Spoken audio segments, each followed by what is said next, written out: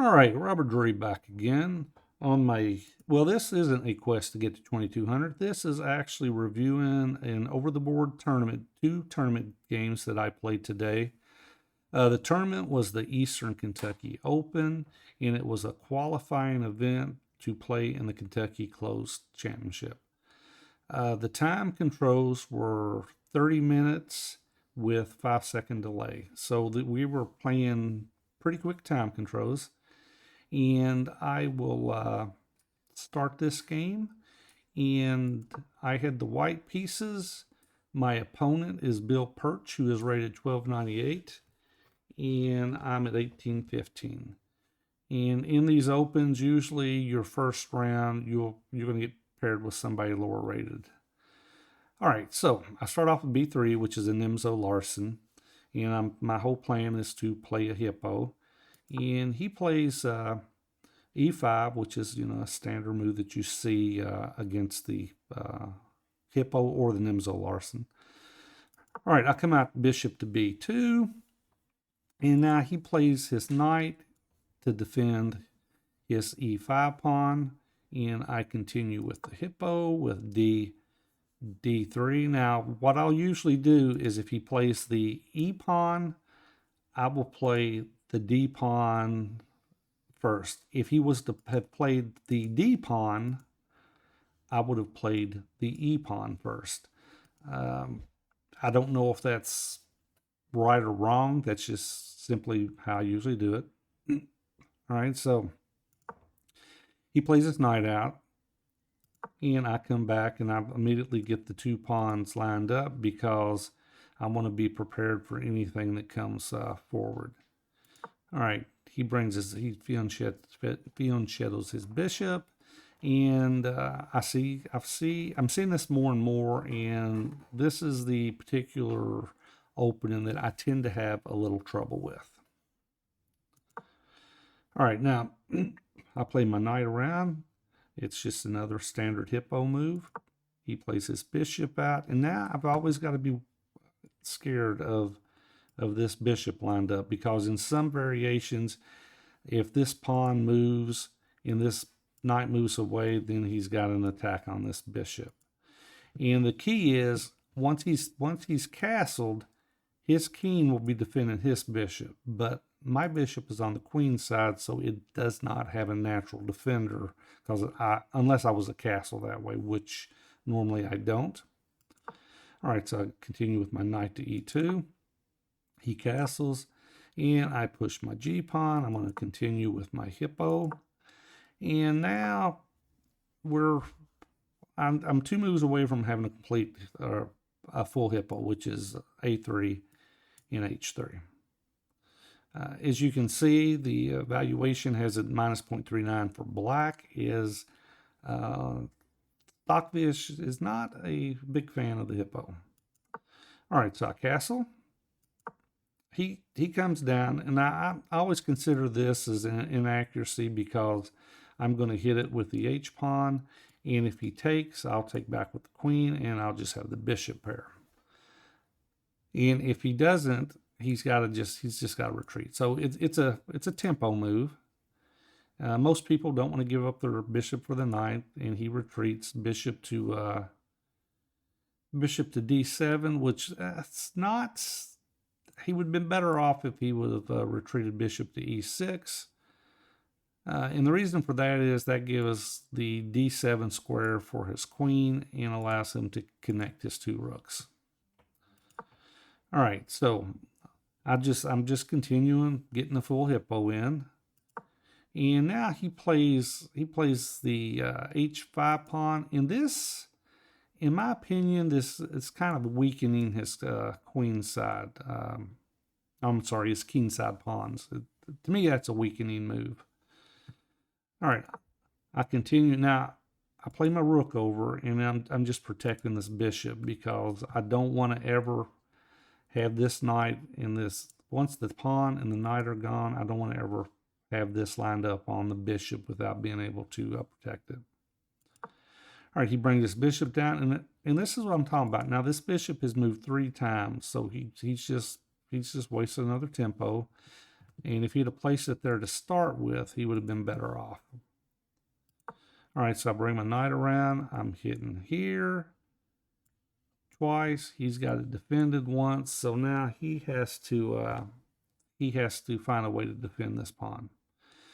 He brings his knight back, which that works. Now he's got a second defender on it. His knight's a little misplaced over here on the side of the board. And here, a lot of times in the Hippo, they say don't push your E or D pawn if you are the Hippo player. I pushed it because I was wanting to basically keep this file closed because he's already got his rook here. And as you can see, the computer likes black.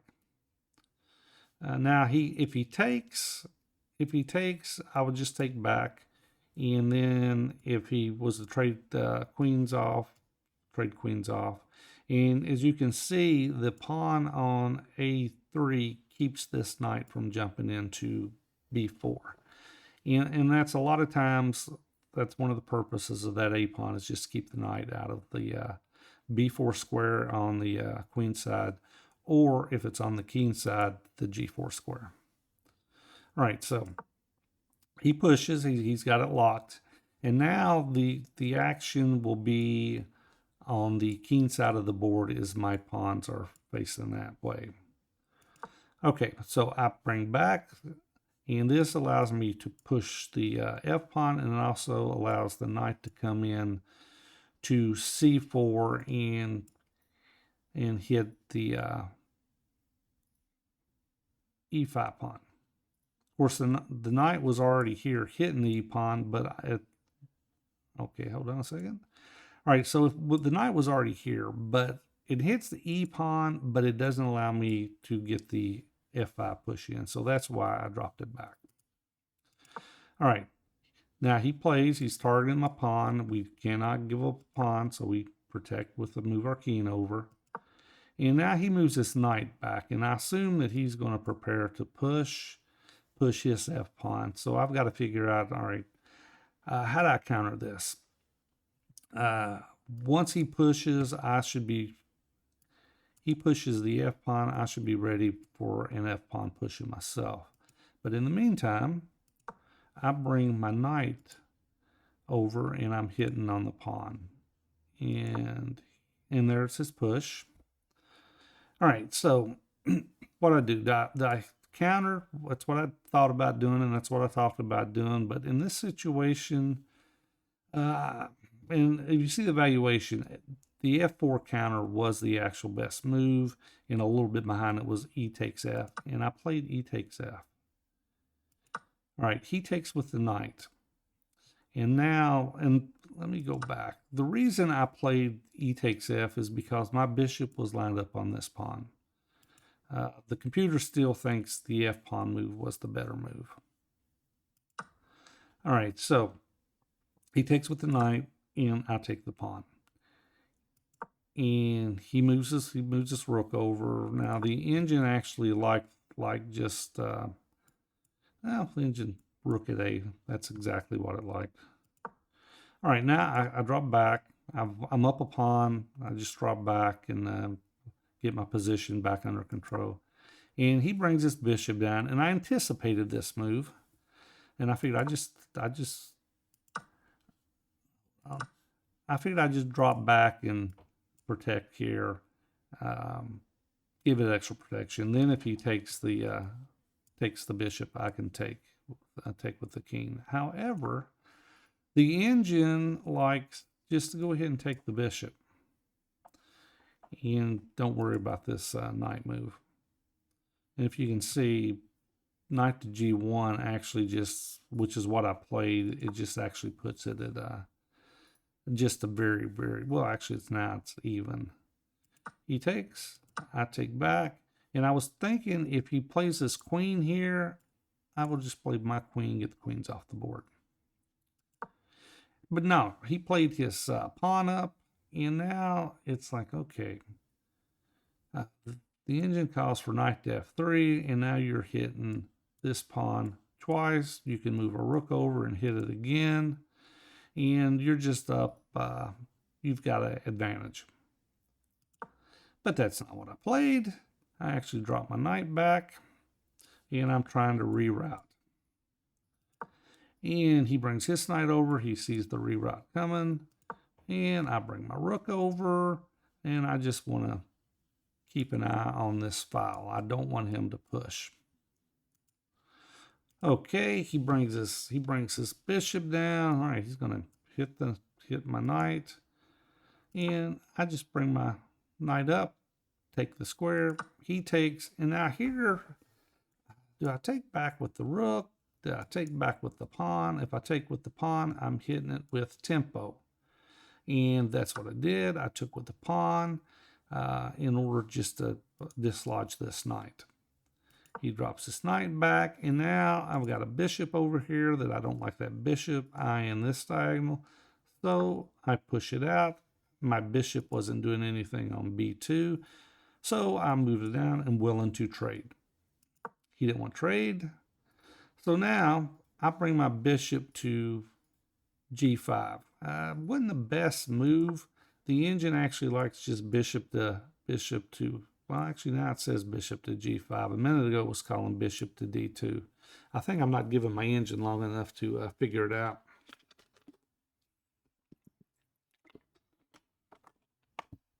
Okay, so let's go. I bring my bishop up, and he moves his queen over, and now he's got two attackers on my e-pawn, so I've got to defend. So where am I going to put my queen to defend? I can't put it here. He can just move over and hit me with tempo, then I'd have to move back. The engine likes queen to d3, and I played the second best, which was queen to e2. And now his knight's come around. Now he's threatened to come here and fork my queen and my rook. He's also hitting this pawn. The engine basically says just drop your knight back, and I suppose you just let him have the pawn.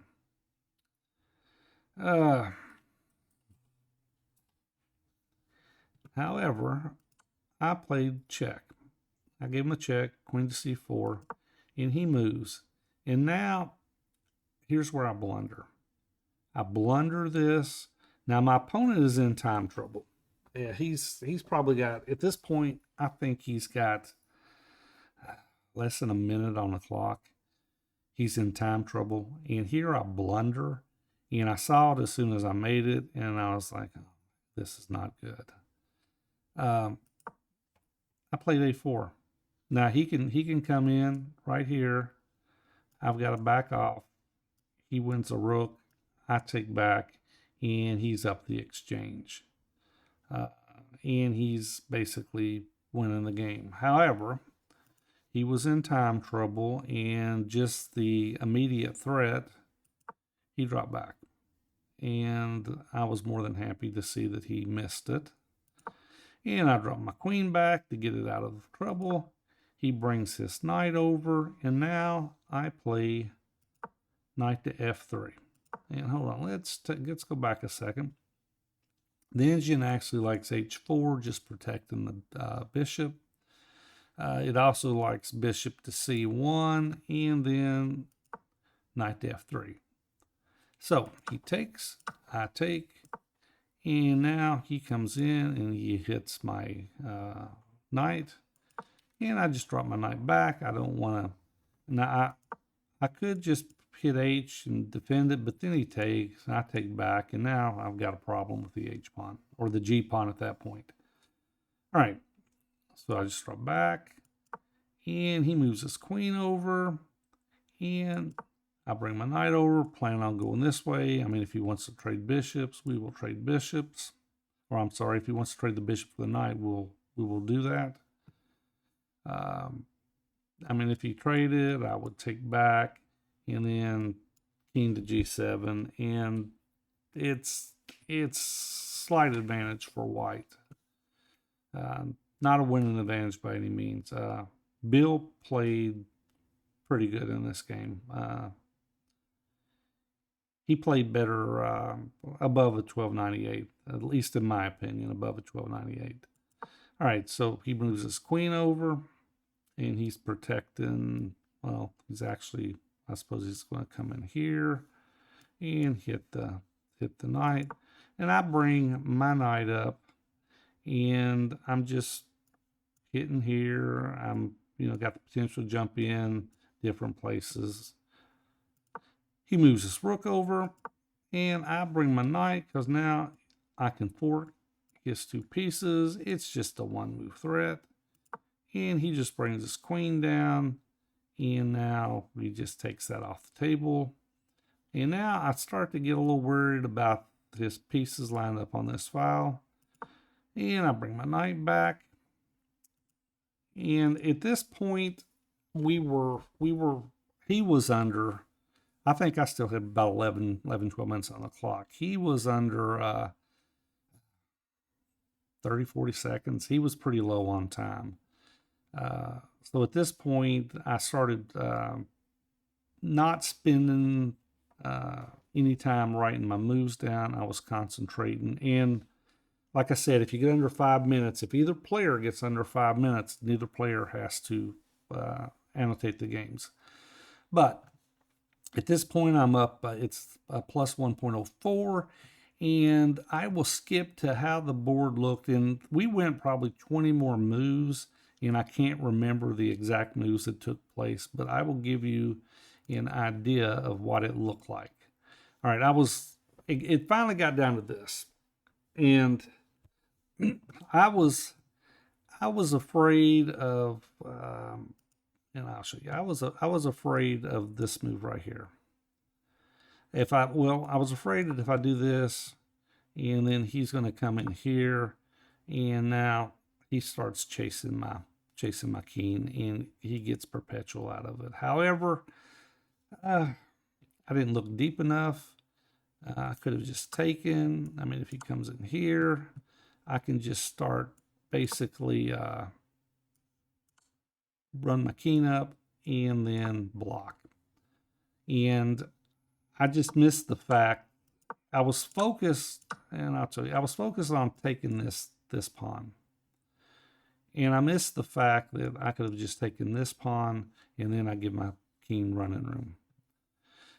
So I missed that continuation, and I ended up bringing the rook over, and he took, I took,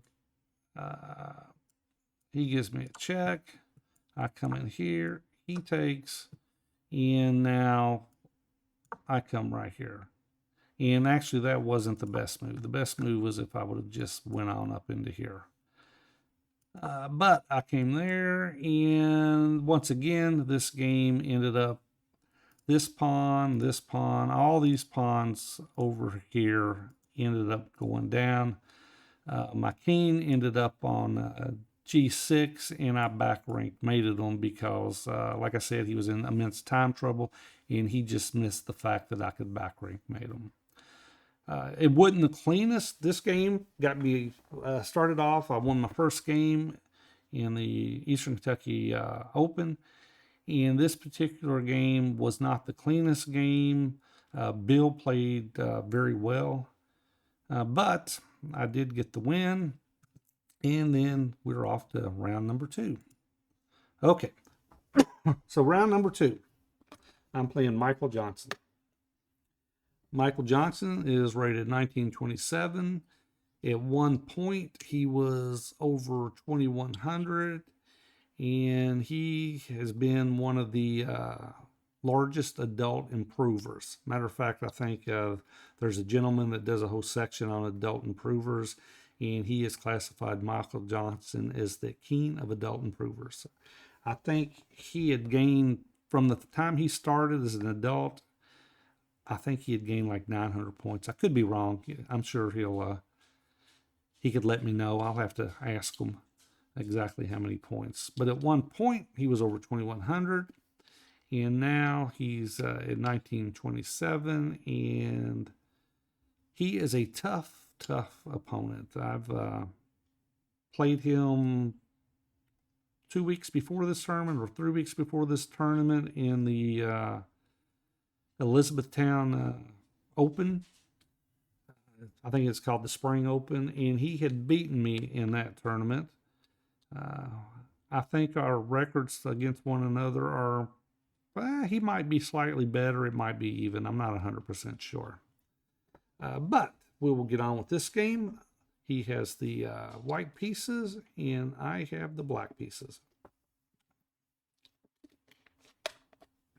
Okay, so once again, he starts off with D4.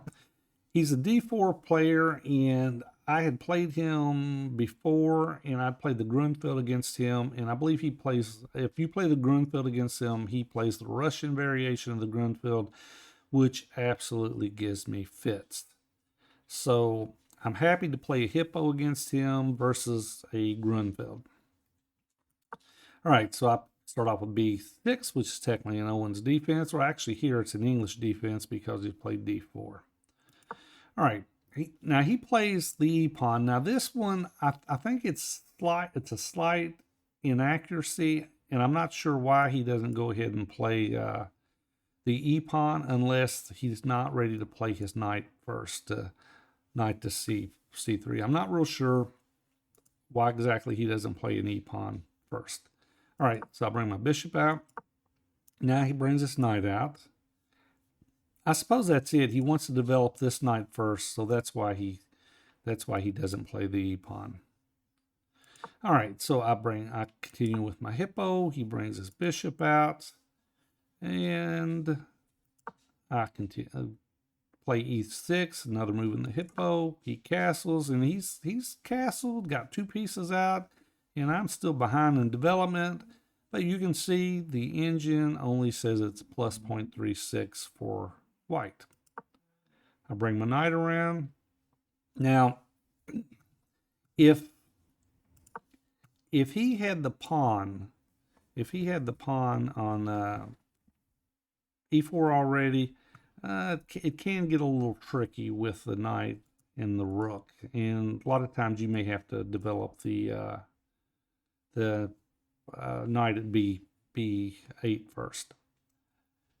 In this situation, I don't think it would have mattered, but I was thinking about that when I played the knight move because I'm wanting to get castled as quickly as possible. All right, now, this is what I'm talking about.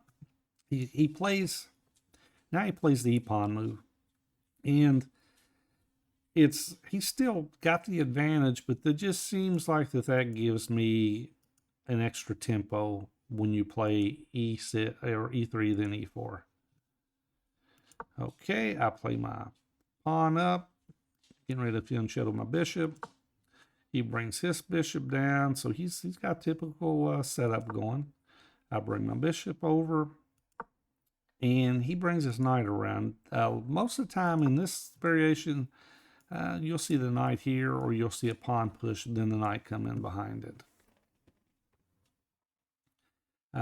Personally, I think the pawn push and then the knight in behind here is probably stronger.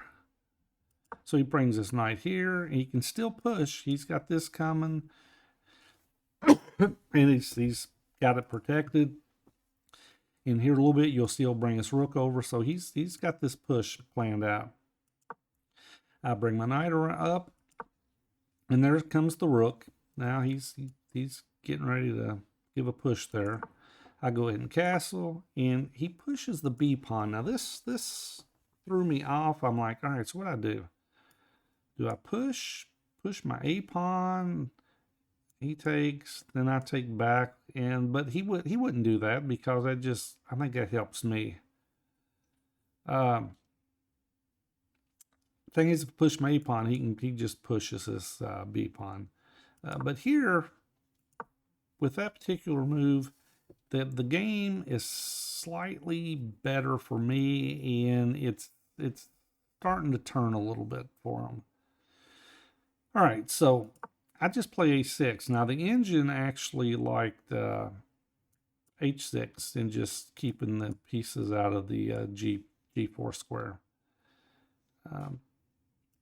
I played A6, And he brings his knight around. So now I can't push here. Well, I can. I mean, he can take. I take back. And it's kind of even, or he can push. The engine likes queen to e8. It's not a move that I would have played. There's a lot of blocking with. It's all blocked right now, so I think it would be a little bit premature, but the engine says it's not. H6 is what I played, which is the engine's fourth best choice, and it just gives the position as equal. So here the engine says, well, now it says black is, well, it says equal. All right, so here you got a full hippo, you got your pawns out, you got your bishops being chiselled, you got your knights ready to go. So now the knights can come here. This one can go here. You're targeting these pawns. If you can get this, if you can get the e7 knight to here and hit both of these pawns, you could cause some problems. Like for instance, if he had pushed this pawn, well, not yet. But the point is this knight coming in here can actually cause some problems with these two pawns. This knight coming in here can cause problems with the e-pawn because it would be hit twice. Okay, now he plays this. He's targeting my pawn. Can't have that. So I bring my king up to defend. The engine actually likes knight to f6. And I suppose the engine is like, that's fine. You want an H pawn, we will take a center pawn, and that will be an advantage. But I went ahead and defended the H pawn, and now he's starting to get a big center over here. So now I gotta figure, all right, how do I break this up? And top choice of the engine is the F pawn push, which is something I thought about. It just rook to c8, just overprotecting in this file here. If it breaks open, it also likes a5. Now, online I've played a5 in this position before in order to get him to push, or I could just take. All right, like for instance, if he pushes here, that's kind of a win for me because now he's only got 3 pawns that are getting ready to push. If he was to push his pawn, I could just take. He takes back. He's still got the 4 pawns, but I do have the open file. All right, so, but I bring my knight around because I'm going to target this pawn. And then, whatever he decides, I'm going to come in here and I'm going to hit this bishop. Okay. So he brings his queen over. He's given space for his piece to fall back, and he's also protecting here. Now, I go ahead with the knight move, and I'm thinking, all right, I'm going to hit it. He's just going to drop back, and he's got a better position. And he surprised me. He just dropped his knight back, so I took the bishop. Now I've got the bishop here. All right, so now how can I follow up on this? I don't want him to push here because this is going to open up this diagonal.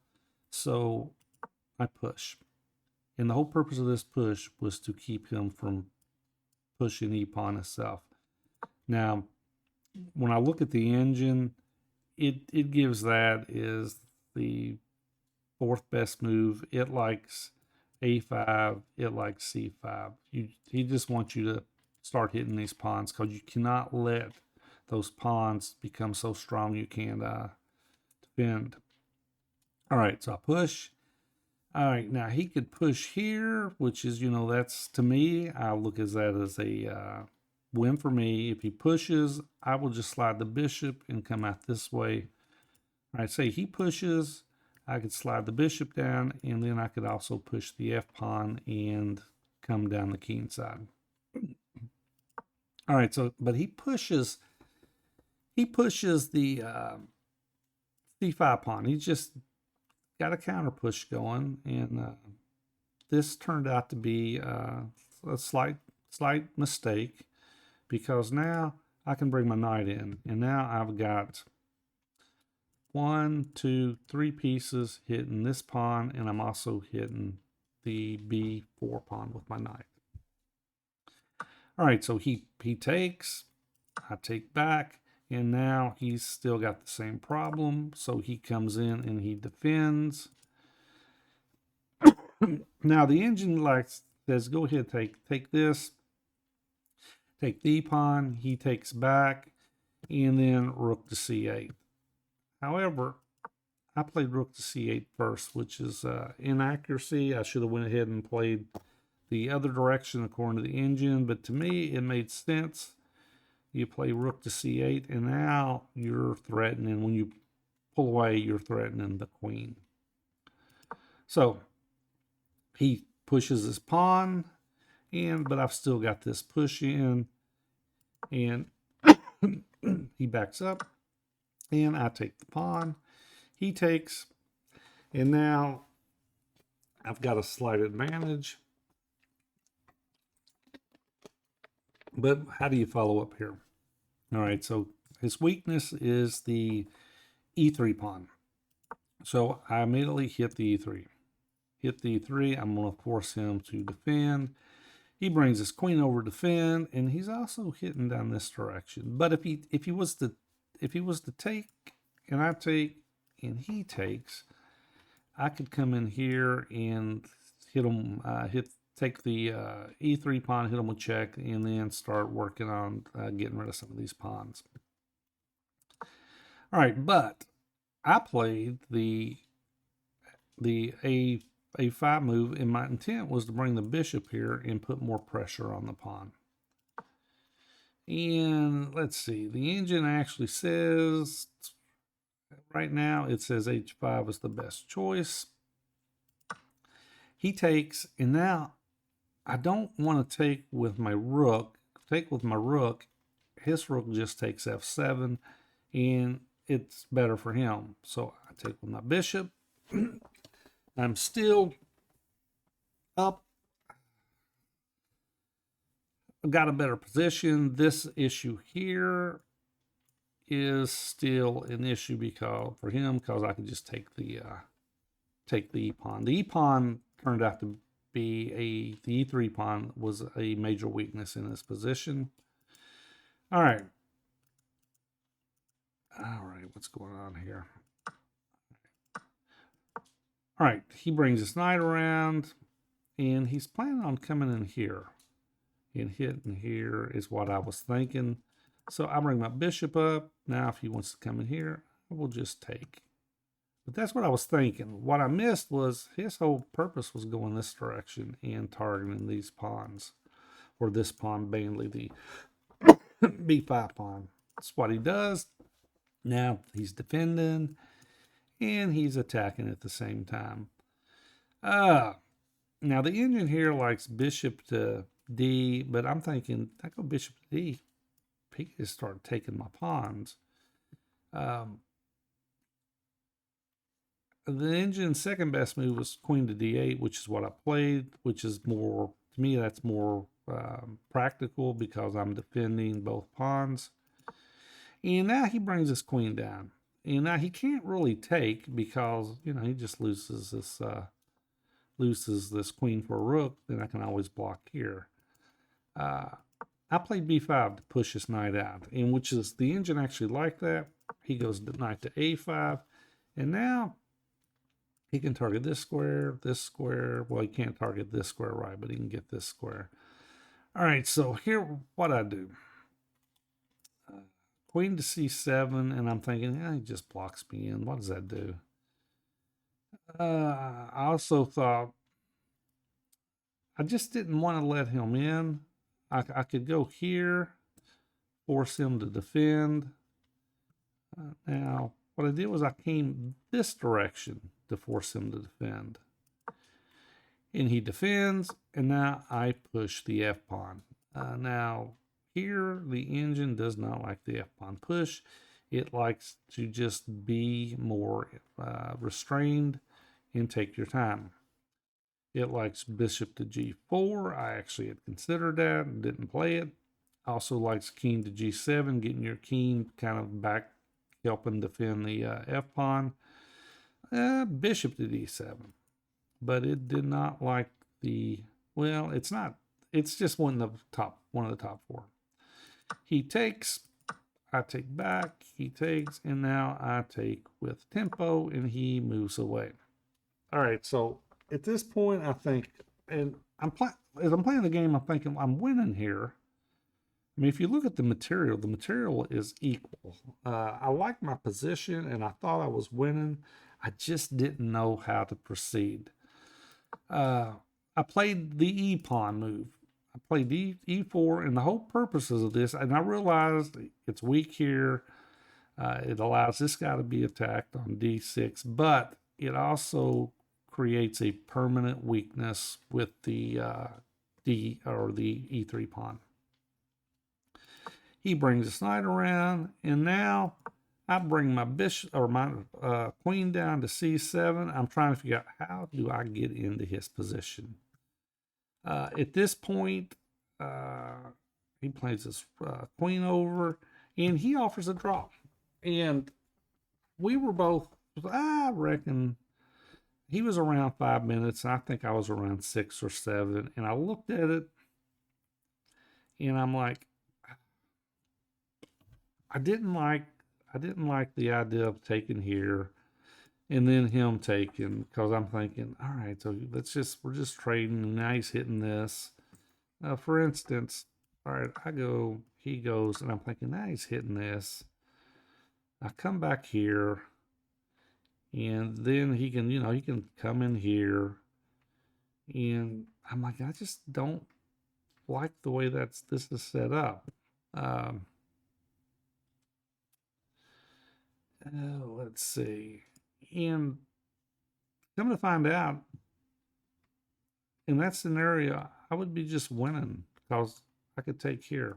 And I didn't do the proper calculation on it. I didn't do the proper calculation on a long shot. I thought I was winning. I didn't know how to proceed. After the fact, when we looked at it, even talked about moving my queen here and coming here and getting into this position. But I ended up taking the draw, and this was the position that I took the draw in. And you can see the engine says 2.74 in favor of black. I took the draw here. In hindsight, I could have played on. But he's 100 points higher than me. I figured that I'm still in the tournament. If I was to blunder and lose this game, it basically would knock me out of contention for first place. I figured a draw wouldn't hurt me too bad because they did accelerated pairings, I believe, in the first round. So there was only probably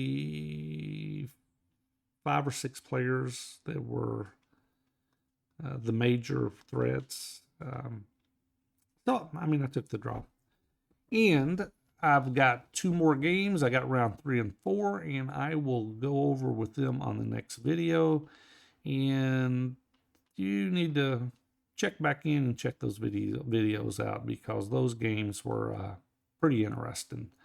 And the tournament went right down to the wire, and we will fill you in on the next video. But with that, I will see you on the next video.